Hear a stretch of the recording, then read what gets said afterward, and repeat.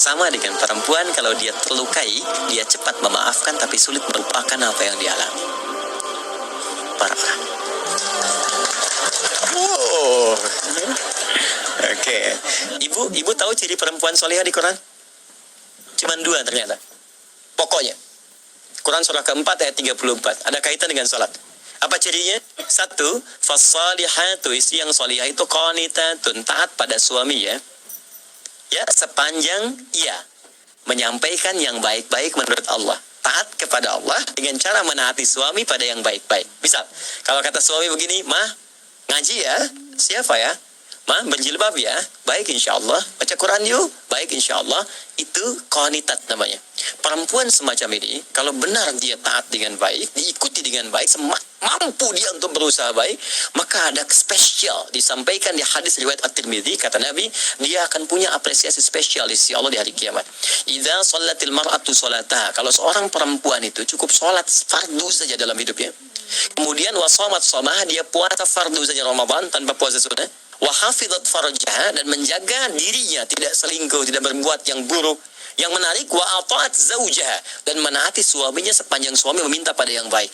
Qila laha yaumal qiyamati, akan dikatakan pada perempuan semacam ini di hari kiamat, udkhulil jannata min haitsu syi'ti, langsung masuk surga aja dari pintu manapun yang kau kehendaki. Ibu, makanya kalau suami minta pada yang baik-baik, kerjakan. Dan biasanya istri senang Pak, walaupun kadang-kadang ada diskusi. "Mah, pengajian yuk." "Siapa?" Tiba-tiba ke kamar bawa baju kan, "Apa yang biru atau yang hijau nih pakai mama?" "Oh, kayaknya biru bagus deh." "Ah, kayaknya hijau deh." Ya katanya nanya tapi udah punya jawaban kan. Bagus, masih mending kalau dipakai, begitu keluar kuning. Ya. Oke lah. Apa? Ikut ramai. Nah, yang kedua ini yang sering gagal. Ya, maaf, hafizatun lil ghaibi bima hafizallah. Kata Allah, perempuan salihah itu dia akan menjaga kehormatan keluarganya, terutama suaminya, terlebih ketika tidak sedang bersamanya. Kenapa kemudian kalimat ini muncul, dilekatkan pada perempuan? Bahkan suratnya surat An-Nisa. Ibu tahu An-Nisa apa artinya? Bukan perempuan. Bukan wanita, bukan. An-Nisa itu bukan perempuan, An-Nisa bukan wanita, An-Nisa itu perempuan. Oh. Oke. Nah, ini penting saya sampaikan. Kalau perempuan, beda dengan laki-laki. Kalau laki-laki nama tunggal singular dengan jamaknya plural itu sama, mirip. Singular rajul, kemudian jamaknya rijal. Nggak ada terjadi perubahan banyak. Tapi kalau perempuan beda. Kalau sendirian dia mar'ah. Mar'atun. Perhatikan? Tapi kalau banyakan disebut nisa. Fokus ya. Mar'ah itu seakar dari kata muru'ah yang punya 3 arti.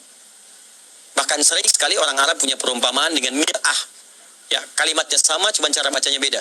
Al-mar'atu kal mir'ah, yang satu pakai fathah, yang satu pakai kasrah. Muru'ah itu punya 3 arti. 1, yang identik atau senang dengan keindahan. Muru'ah, senang keindahan. Makanya Pak, wajar kalau istri atau ibu di rumah senang dengan keindahan. Bangun tidur, spray langsung diberes-beres, kan? Ada sedikit goyang pot dilurusin lagi, kan? Kita mau berangkat batik terlipat, kita santai aja, tiba-tiba diberhentikan dari belakang. "Berhenti, apa?" Gitu. "Jahit dulu, lepas, ganti." Itu biasa. Itu tandanya normal, fitrah, gitu kan? Pak, senang dengan keindahan.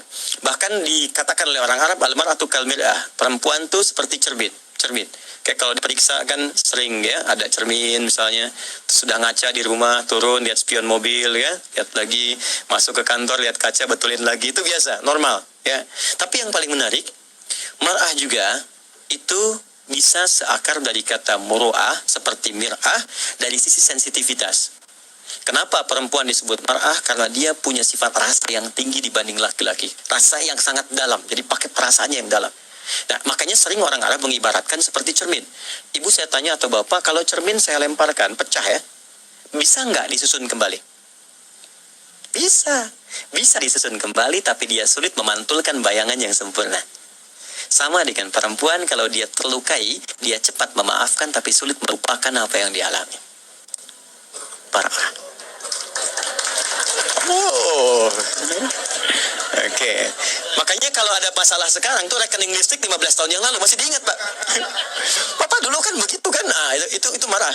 Jadi biasa kalau nanti ada persoalan, terus masalah yang lalu diungkit itu biasa. Ya, artinya normal gitu. Ya, sehat artinya. Baik. Tapi ingat ya. Tapi ketika dia banyakkan, namanya berubah jadi nisa. Apa itu nisa? Seakar dengan kata nasa. Nasa itu bisa berarti mudah tersentuh, ternyuh. Ya, lihat film India macam-macam, satu di pohon, satu ini tiba-tiba ngalir air mata, gitu kan? Tapi yang kedua, ini yang paling menarik. Nisa juga punya arti sifat yang senang menyampaikan apa yang dirasakan. Bukan curhat. Ya. Menyampaikan apa yang dirasakan, suka cerita. Jadi kenapa disebut dengan nisa? Seakan Allah memberikan pesan bahwa perempuan itu sependiam apapun, kalau ketemu dengan temannya itu suka cerita. Itu poinnya. Dan kadang yang diceritakan itu hal yang seharusnya tidak diceritakan. Makanya kata Quran, hafizatun lil ghaibi, perempuan yang solehah itu dia akan membuka aib suaminya atau di rumah tangganya saat bahkan tak sedang dengannya. Nah, ini kadang-kadang sering kejadian. Padahal mungkin yang dituju pengajian. Datang ke pengajian, bertemu dengan kawan, yang lain belum datang. Ukhti lagi apa kabar? Jeng, baik, sehat. Alhamdulillah. Keluarga gimana? Baik. Suami gimana? Di situ masalahnya. Oke. Sekarang banyak kan?